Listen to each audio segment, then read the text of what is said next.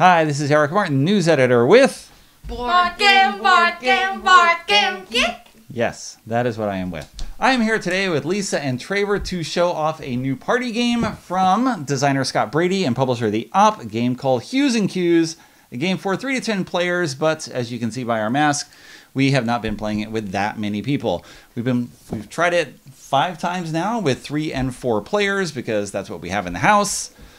We're here to give you a little overview. Maybe you can play it by Skype as well. The game would certainly work that way, although it'd be a little bit harder to play. You'd kind of have to fudge the rules a little or make up things in order to play it in that manner, but we can give you a general overview of how to play.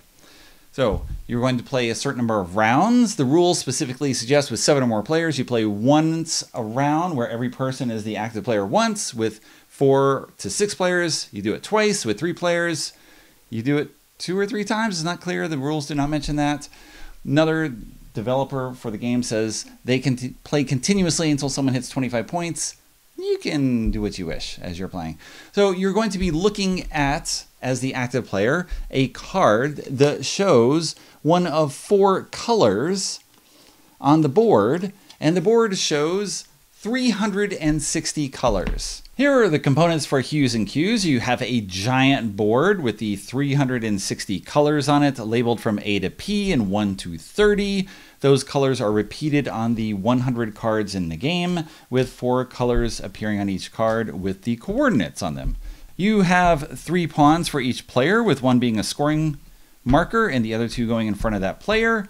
You have a scoring device that is going to be used as you determine how many points people score during the round, and you can now begin play. The active player for the round is going to draw the top card of the deck. They're going to look at that card and choose one of the 4 colors on it without revealing it to anyone, and they give a single word clue for that color, such as olive. Now, when you're giving a clue, you are not supposed to give a basic color word, so no red, blue, yellow. You can give obscure color words, which seems, I guess there's not as much Rose, definition. Ruby. Right? If you say red, it's Emerald. pretty hard, like, okay, red. Well, there's a lot of red on the board, a lot of variations of red, so it's okay to say Ruby, chartreuse like or ruby, ruby, things like emerald, that. Turquoise. Yes, or my clue, olive, because olive is a color, but it's also an object. It's a thing. You cannot give a clue that relates to anything in the room, because then people can just look at that thing and have a very clear idea of what the color is. Once I give that clue, now it's time to guess. Now I will place my pawn on one of the squares and no one else can go there. I will play here. After all the players in the game have placed one of their pawns on the board, the clue giver gives another clue that can be 1 or 2 words this time, rather than the single word clue, and then players place their remaining pawn in reverse order. So first round you go clockwise around the table, then you go counterclockwise, and then we reveal the answer. So my second clue...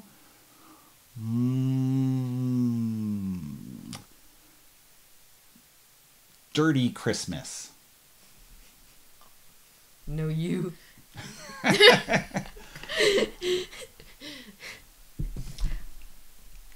Dirty Christmas. Okay. So last time Trevor go first. Now I go first. I put here. After all the players have placed their second pawn on the board, the active player takes the scoring device. It's this little cardboard frame that you assemble when you get it out of the box. You'll notice 1s on the outside and 2s on the inside. Well, you look at the coordinate that's shown on the card and you place it so that the coordinate is in this center space right here. That is the perfect answer. In this case, Lisa actually nailed it spot on. 08. There it is on the card. This is my Dirty Christmas olive. And if you place in the center space, you get 3 points. If you place in the exterior space here that's surrounding the answer, that's pretty good, but not exact. You get 2 points for each token in the outer perimeter. You get 1 point for everything after that. You get nothing. The clue giver gets 1 point for each pawn inside the scoring device.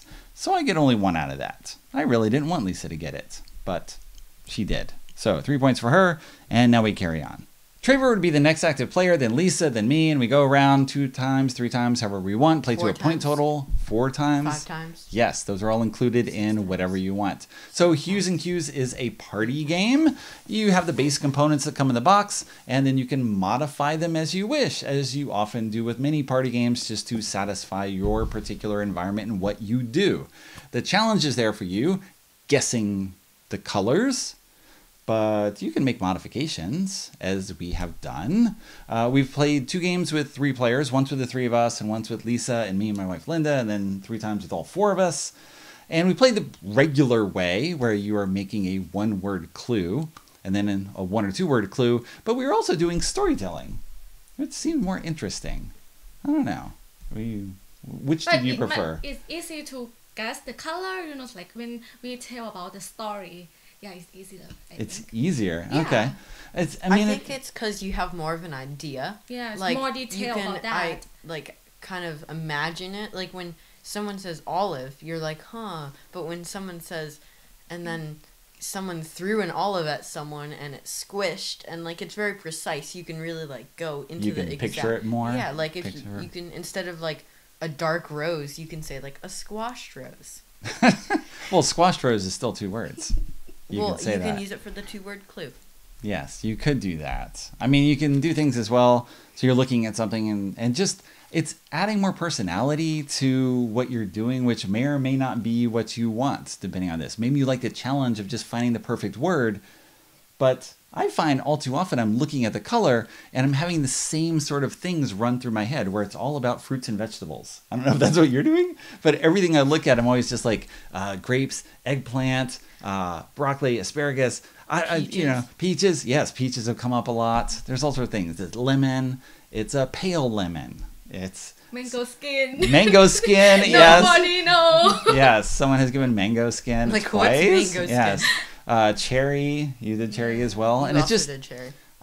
yes. That was an interesting thing where Lisa did one. She gave clues of cherry and then just blood, and then we got the answer, and then I got my card, and normally I don't look at the coordinates because I don't want to accidentally look at the board and look right where the answer is, because we're not paying attention to I know you're not. I am paying attention to where everyone else is looking, which is why I keep saying to them, don't look at the board. Look only at your card. Don't because I will watch your eyesight, your line of sight, and see where you're looking. So I did look at the coordinates on mine because it was also very red, which Lisa had just done, and mine was right next to hers. So I just did blood and cherry, and I just copied her, and everyone got it, and I got a lot of points as well, but I think you actually made more points than I did. I don't know. Maybe it didn't work out for me, the strategy. But I just love looking at it more and telling a story where, Linda and I were walking around the neighborhood the other day. We're getting over to the far corner, sort of where that neighbor is, that weird neighbor with that dog that you don't like. And there was just this jean pocket on the ground, like it had been ripped off something. And I don't know what went on there. Imagine someone got their tail end ripped off. But look at that jean pocket. What color is that? Depends. What's the color of their jeans? What type of person are they? It doesn't. Okay.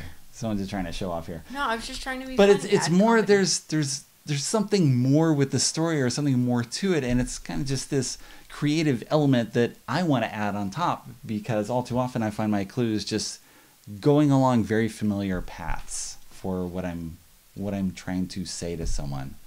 It's this purple, it's Barney. If it's red, it's blood or cherries, or I don't know. Maybe it's just me. You have that issue with I mean, like, limiting? whenever I get a red, I'm like, rose, blood, cherry, apple, red, blows, cherry.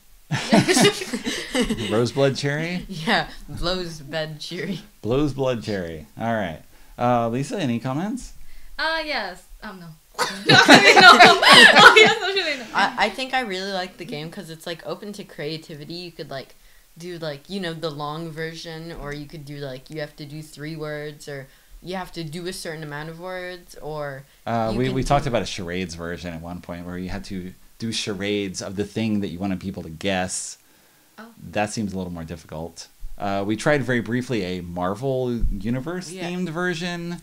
It was a little bit harder because, like, you're like, Thanos was holding a lemon, and Like, I don't know. I did get you to guess, though. It was Thanos' under earlobe. Yeah. Yes, it was a little darker than his normal skin because, it's in there. Should have done Thanos' armpit.